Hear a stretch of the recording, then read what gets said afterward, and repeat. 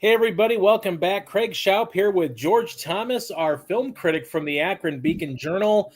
George is out of the theater and back home, and he is ready to talk about perhaps the last biggest blockbuster release of the summer, the Fantastic Four First Steps. George, how are you doing today? You know what? I hadn't thought about that last big blockbuster of the summer thing, but you're right.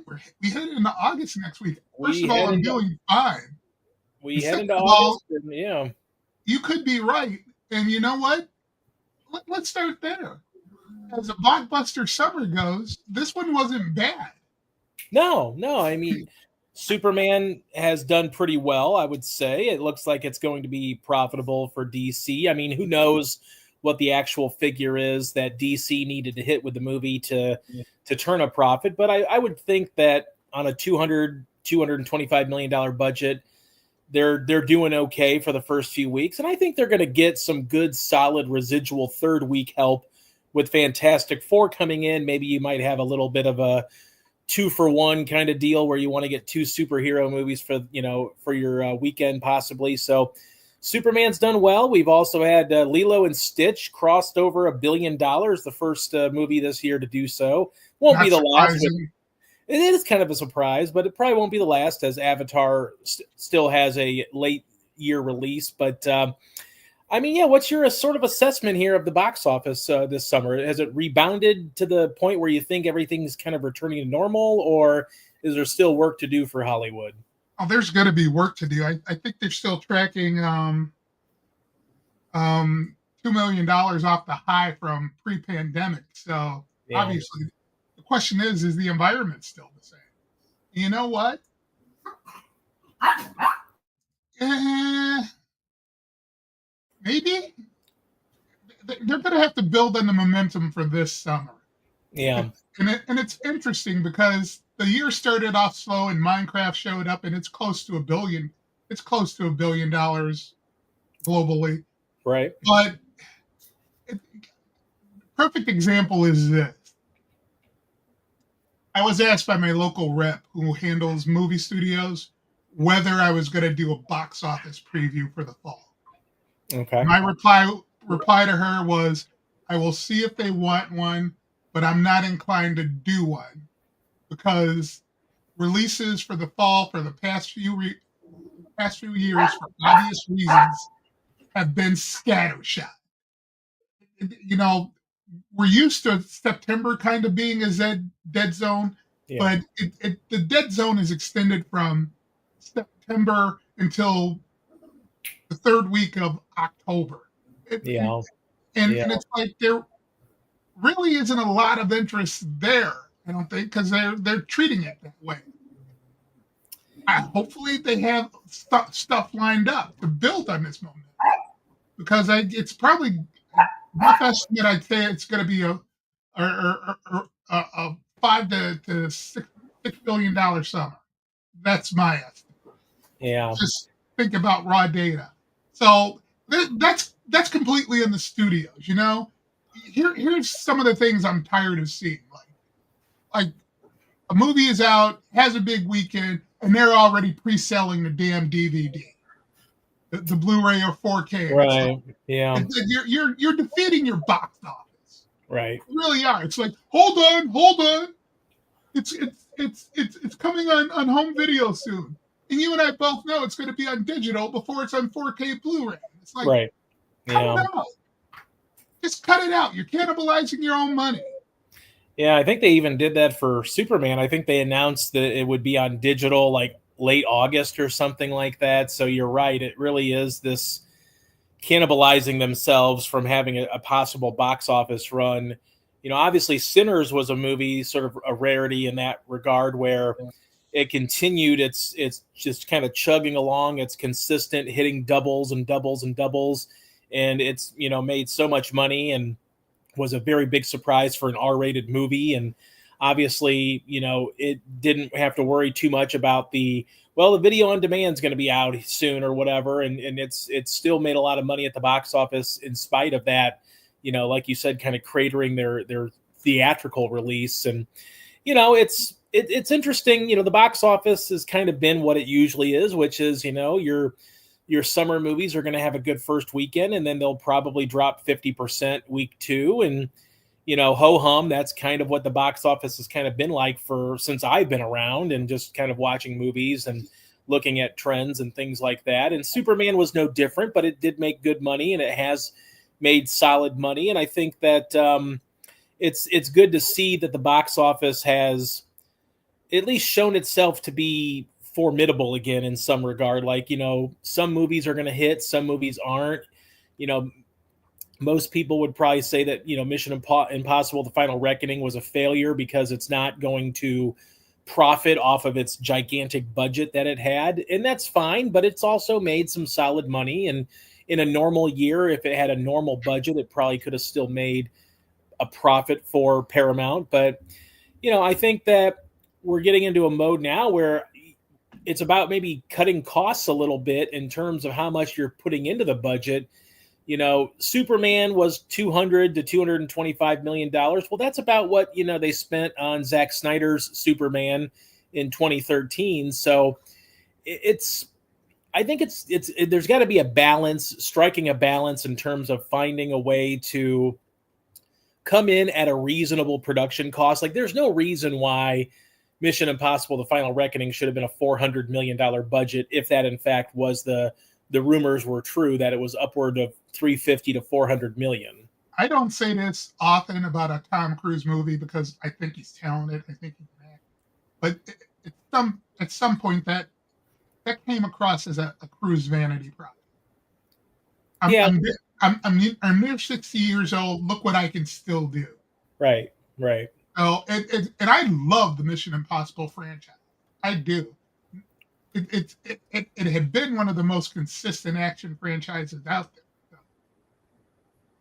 So I get what you're saying. It's just, like I said, it's just annoying to see I don't want to call it greed, but the lack of business savvy in doing what they're doing in that 45 window, that 30 to 45 day window.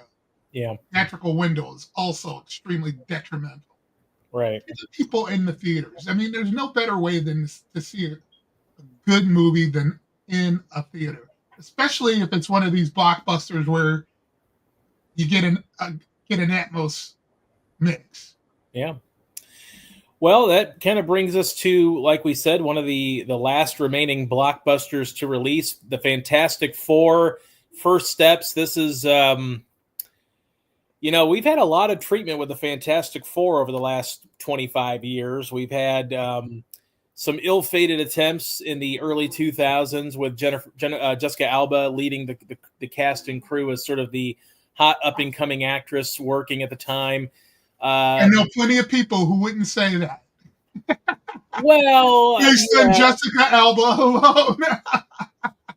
Maybe, yeah, right. And, and then obviously the really biggest, I guess the biggest disappointment maybe outside of that was the Josh Trank version, because there was a lot of excitement because of his work with Chronicle. He was one of these really original filmmakers that, hey, let's give him a budget and he can just make wonders on the screen. And it really wasn't. It was very disappointing, almost really worse in some ways than the Christopher Columbus movies, because those were corny, cheesy comic book action movies in an era where that's kind of what was being made at the time. And then Trank kind of comes in with a dramatic tale that just wasn't quite up to snuff.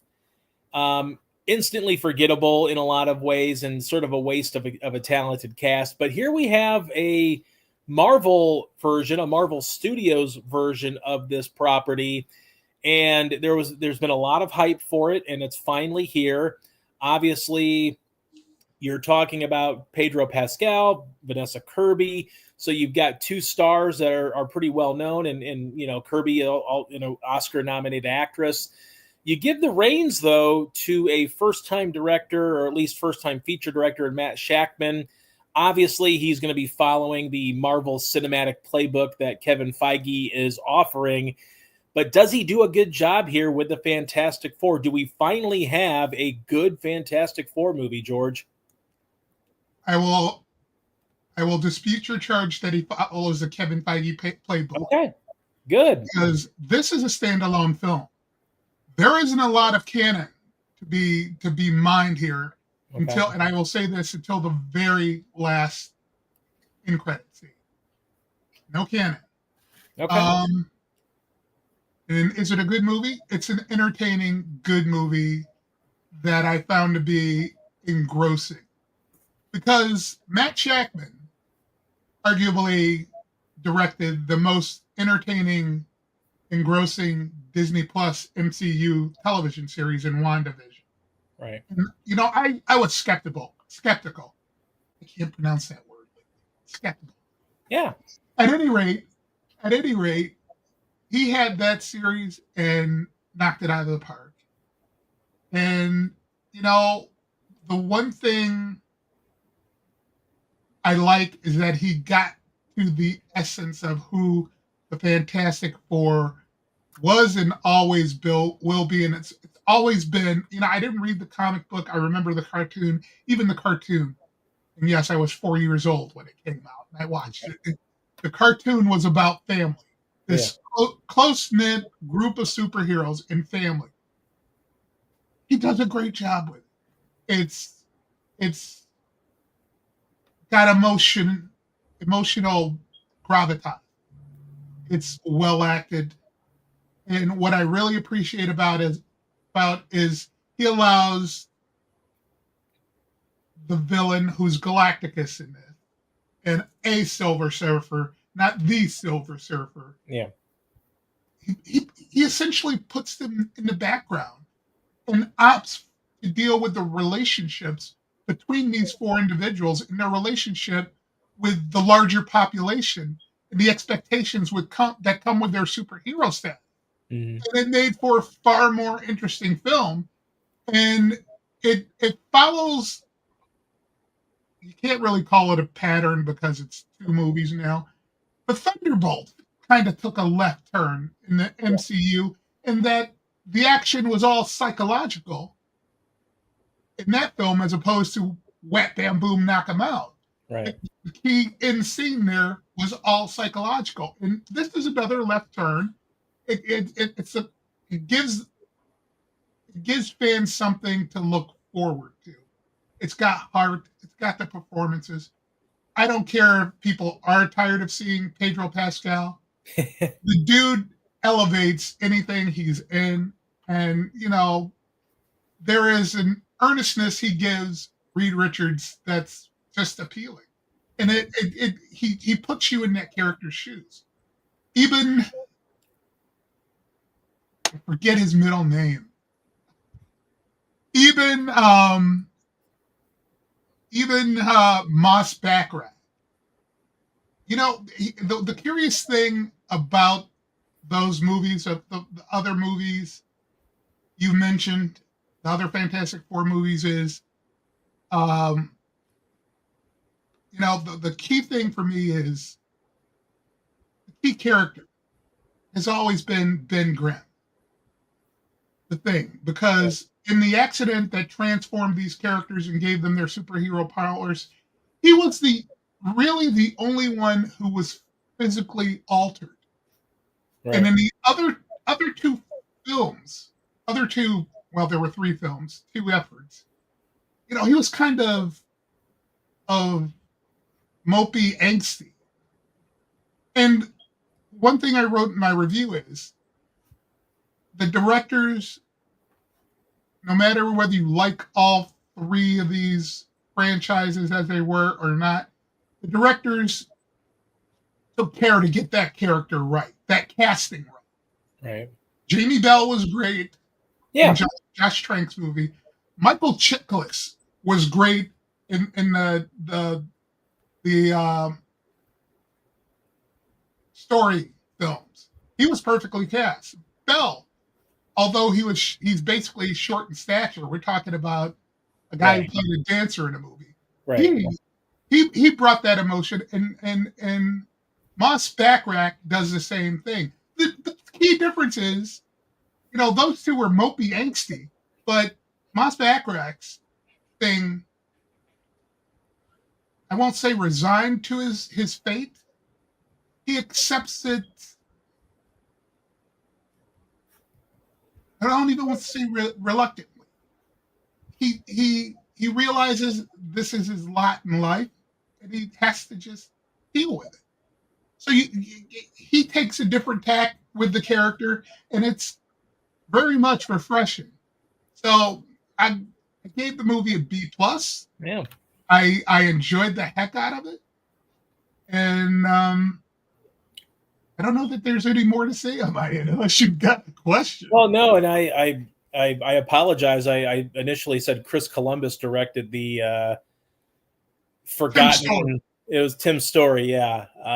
So yeah, my apologies there. Although I guess they kind of felt like a Christopher Columbus movie to me anyway. But at any rate, I don't want to diss your Home Alone love, but well, and I think that what Fantastic Four kind of represents now is a sort of a reset in a lot of ways from what we've seen lately in the Marvel Cinematic Universe, where there was a lot of just forgotten projects, even though they had brought in some solid directors like Chloe Zhao for Eternals, but there's just so many movies that seem disconnected from what they had been doing with what was a really well planned out 15 years of movies, or close to 15 years of movies, and now they're starting to try to get back on track, and it sounds like and I think, and I'll go into it a little bit more here with Superman, but it seems like DC and Marvel have both kind of found a good reset button on cinematic universes, with Superman with DC, and then now the Fantastic Four kind of ushering in a new timeline here of we're going to get into Doomsday and Secret Wars and all that stuff with the Avengers again, but we're going to do it with maybe some different characters and start to rebuild a new cinematic universe for the next decade. Is that fair to say?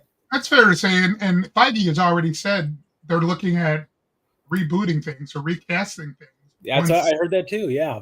Once the Doomsday movies are done. So, and that just seems like a logical way to go, because by the time the Doomsday films are done, I think they're going to be over 40 MCU films. Yeah. Seems like a perfect time for a reset. Right.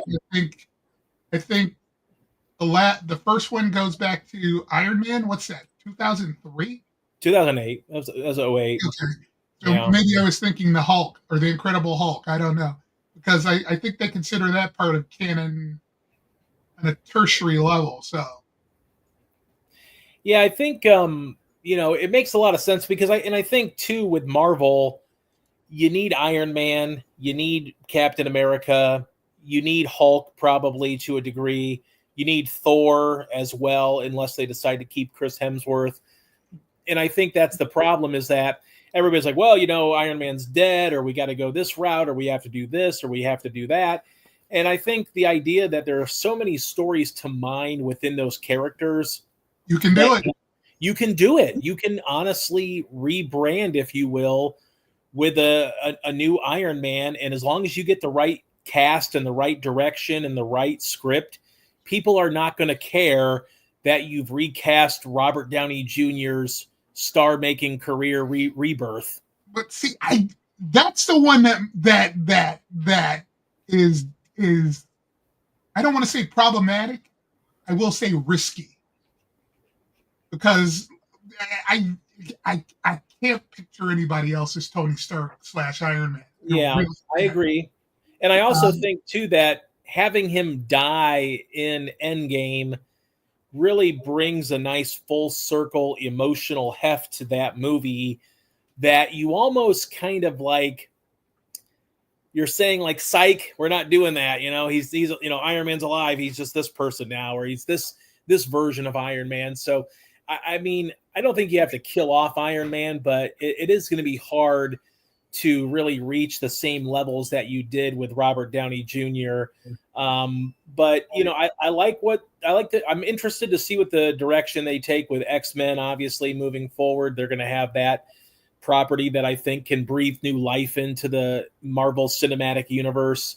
But yeah, I think, I'm excited about seeing it. I will say this, and this is where I want to transition into my bone to pick with Hollywood. I want to ask you, so you saw the Fantastic Four.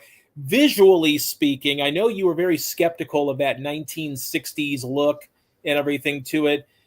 I was curious about, Marvel has had a lot of projects lately in the last 5-10 years that have been really kind of blackballed by a lot of people for their lack of visual effects quality. Does the Fantastic Four right that ship here, or are they still getting these VFX done too soon and just kind of throwing it together? If the story is good, effects don't take me out of a movie. Okay. I'd be a liar if I said I don't pick apart effects. It's easier to pick apart a shot than an effect. You know what I mean? Because right. Yeah. Effects are so fleeting. Yeah. That being said, they may have been able to do better with Galactus, maybe. But again, didn't take me out of the story. Okay. Well, I bring that up to say this. So my wife and I went to see Superman last weekend in IMAX, a 4K laser projection. And I have to admit, and at first I thought it was maybe just me, but there were some visual effects shots that looked kind of mediocre at best. And then there was one shot, this wasn't a VFX shot, but there was one scene when Lois goes to the Hall of Justice and talks to the Justice Gang. And there are some really awkward camera movements in a sense that made things look unfocused. Like Lois would look unfocused, and they weren't like speed panning anything. They were just panning back and forth as the actors would be interacting with each other on screen. And I thought that just looks lazy in a sense. Like I expected an IMAX projection to look better than it did for a $200 million movie.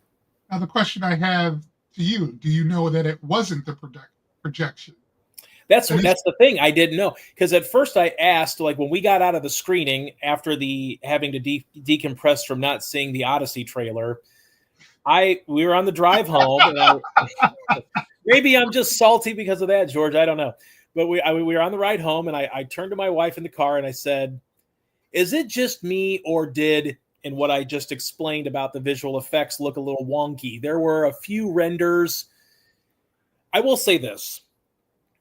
I enjoyed the movie quite a bit. There was a lot. Oh my God, that's a revelation in itself for you. With Superman. Come on. You act like I just hate everything. With Superman, that's a revelation for you. Well, here's a big reason why I liked it.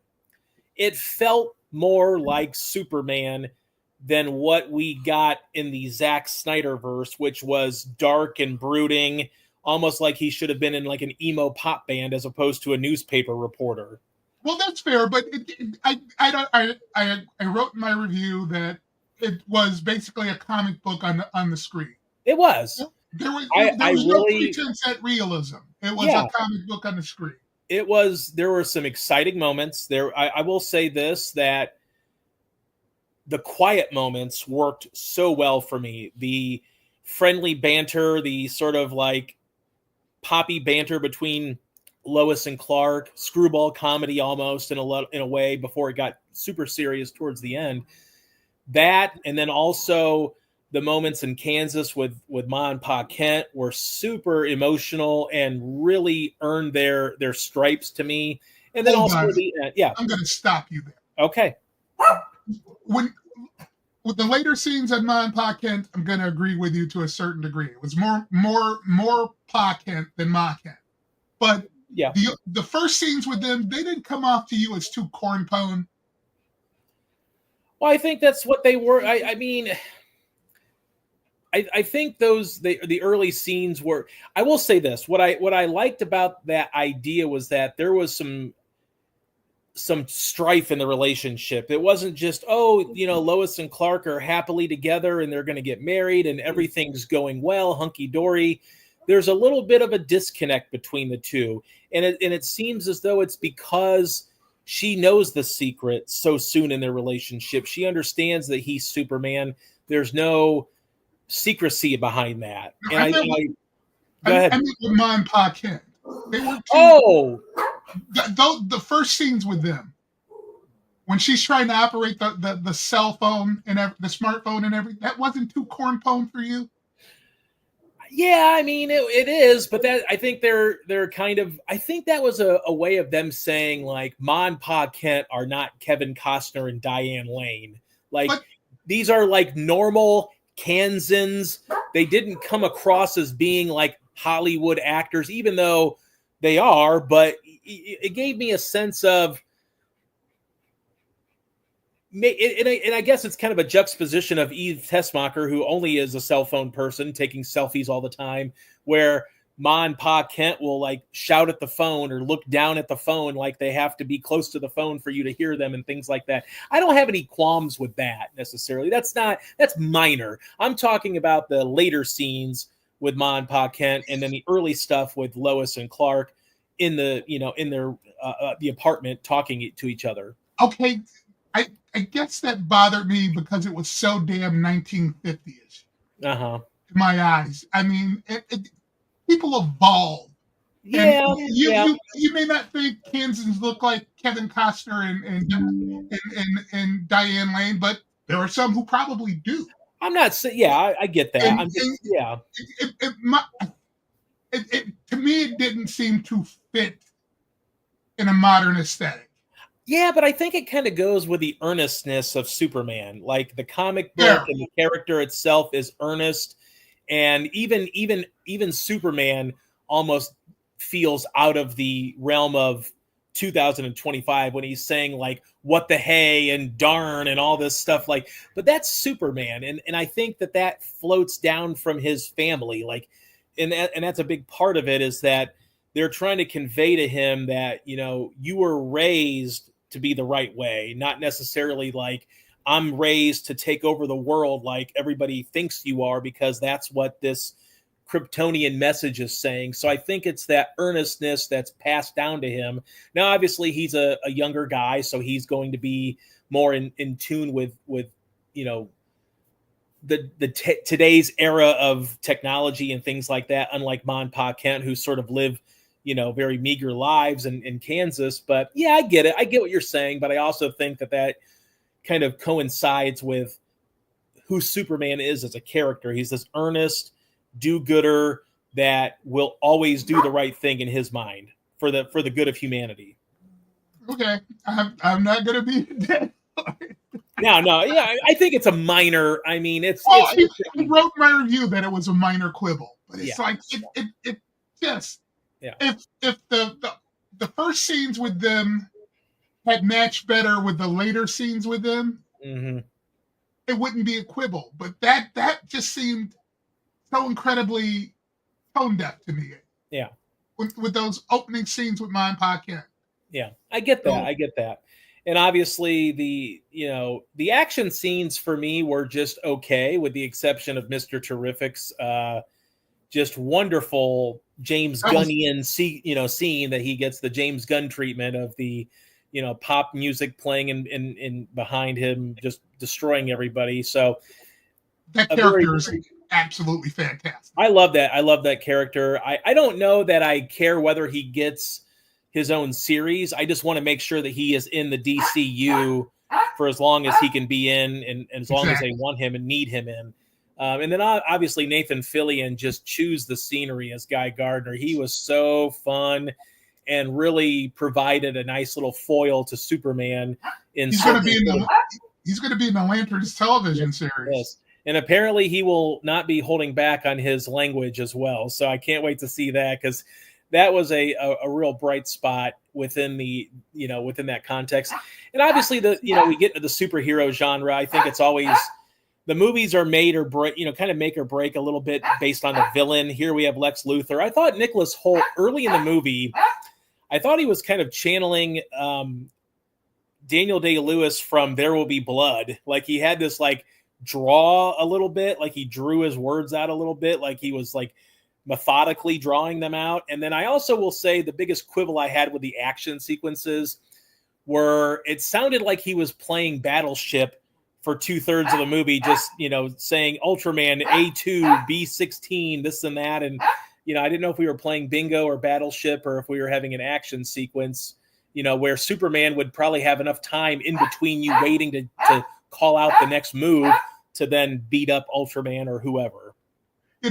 I getting to back to who you said he reminded you of. Well, I was basically trying to figure out which tech bro in the modern era he represented. And it's like, is that Elon? Or is that somebody else? Who is? And I will say that I think by the end of the movie, I thought Luthor was really coming into focus. So he was sort of the whiny tech bro early on. And then at the end, as everything's around him just crumbling, you see the jealousy, the envy, the hatred. And I think the sinister style of Lex Luthor will come out because of how things transpired.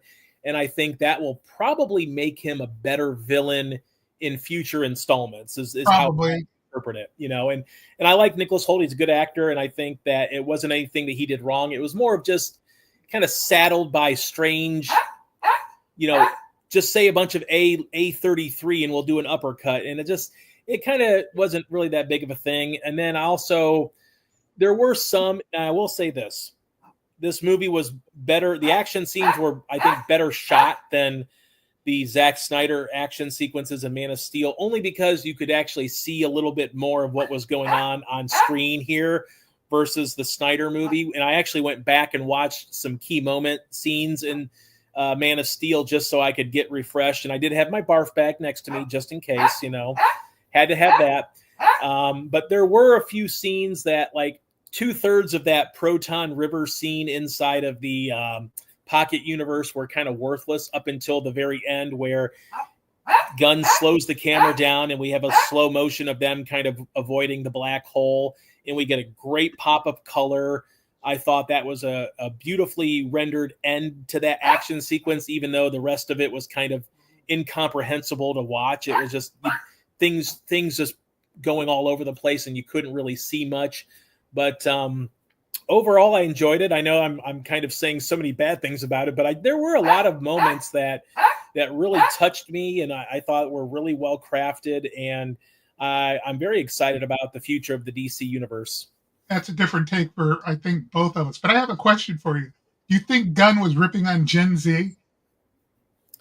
Oh yeah, to a degree. I mean, with Eve Tessmacher's character, I still am wondering the whole Jimmy Olsen angle. Like, why is he such a Lothario in this world? Like, he is the most sought after bachelor in Metropolis of all people. And it was weird. And I don't know. I will say that, I don't know if you saw the report, but so Skylar Gassando, who played Jimmy Olsen, auditioned for James Gunn, and he thought he was auditioning for Superman. Yeah. So and he thought it was like, oh, James Gunn does some weird things and stuff, so maybe it is. And I wonder if that's why he made him this Lothario, like he's maybe poking fun at Skylar Gassando's thought that he was going to play Superman in the DCU. Could be, he's got a quirky sense of humor, so why not? Yeah. But overall, I liked it, and it might be one of those movies that, I watch again and maybe like even more. Like I said, there's a lot of winning moments, a lot of emotional heft to it that maybe was missing a little bit from the Man of Steel movie and, some of the other stuff, along with the incomprehensible action sequences that Zack Snyder, shot. But overall, I liked it, and I'm kind of intrigued by it, by what they're going to do here in the future. Hopefully, I guess I'm torn because I'm looking forward to Matt Reeves' Batman 2. Yeah. And he's not part of the DCU. No, he's not. He's going to be standalone. So I'm interested to see what they do with Batman, although there's been some talk of Alan Ritchson. I think people are just throwing him out there and hoping that James Gunn will be like, oh, yeah, or something, or trying to will it into existence or something by saying his name over and over again. I got one for you. Who? Henry Cavill. I watched for some reason I went into the rabbit hole here and I watched a podcast that or an interview that Gunn had given, and he said he would love to work with Cavill. He had no issues with him, and he felt bad for how things went because there was some people holding on to the former DCEU when Gunn got in, and they announced Cavill would be back the day that Gunn got control of the DC universe, and it was just a terrible situation. And I wouldn't be I mean, look, Jason Momoa is going to be Lobo in next year's Supergirl, so it's pretty clear that Gunn is going to use who he wants to use, and he's not afraid to dip back into the old DCEU well if need be. And I would love to see Cavill as Batman. I think that would be a great casting choice. He brings the looks, brings the frame, but he can act. He can act, yeah, and I think he could pull off the physicality of Batman, but also the charm and debonair style of Bruce Wayne and cocky style of Bruce Wayne. Although my other thought would be if he's too busy making James Bond for Denis Villeneuve, maybe he won't be able to be Batman. So who knows? Fair enough. I'd love to see him in either of those roles. I think that you could probably find I shouldn't say better. I think you could find another person to play Batman and Bruce Wayne. I don't know that there's a lot of names out there for James Bond that really stick to me like Henry Cavill does. So I think it'd be easier to find another Batman as opposed to another James Bond. My dog hears your dog barking and he's barking back. No, she's 15 and a half and she's sassy, so she's not. I would argue that you could find another James Bond if you don't cast it, let's call it traditional. Who would you suggest as a James Bond? You know what? If you want to go younger, I'd like Damson Idris, but I'd also like Damson Idris as Black Panther. Yeah, right. That's been talked about too. Idris Elba, or the other Idris is too old right now. So if they go older, I would love to see Idris Elba in that role, but I think I don't know. I kind of get the sense that they're going to go younger. I mean, I know Aaron Taylor Johnson's been talked about quite a bit. Theo James, although I don't know that Theo James has the same name recognition, albeit if you watch The White Lotus, you probably know him. But I don't know that he has the same name star power as some of those other people. So I'm kind of intrigued the direction they go, and you never know what they might want to do. The larger question is, do you need star power for James Bond? I don't think Daniel Craig had the level of star power he attained until James Bond. So it's James freaking Bond. That's true. I mean, I guess it's the idea though that do you want to bring in, obviously cinephiles will be like, oh, it's Villeneuve, I mean, we don't care what he does. We'll see it. And especially a James Bond movie. But then you're also thinking for the domestic audience, do you want someone that's more well-known? Now in England and in the international markets, they probably don't care. But I wonder if domestically where they've seen sort of a drop-off of the James Bond movies, box office wise, if they would be more inclined to say, yeah, we kind of need to get someone like Henry Cavill who has that star quality that we know can put some butts in the seats. Possibly. It's interesting to think. I know that you have another thing here, streaming wise. Washington Black. This is on Hulu. Just started streaming. Tell us about this. Pause it. Pause it. I can't pause. Who edits this? Did somebody edit this? Hold on, we can end and then go back.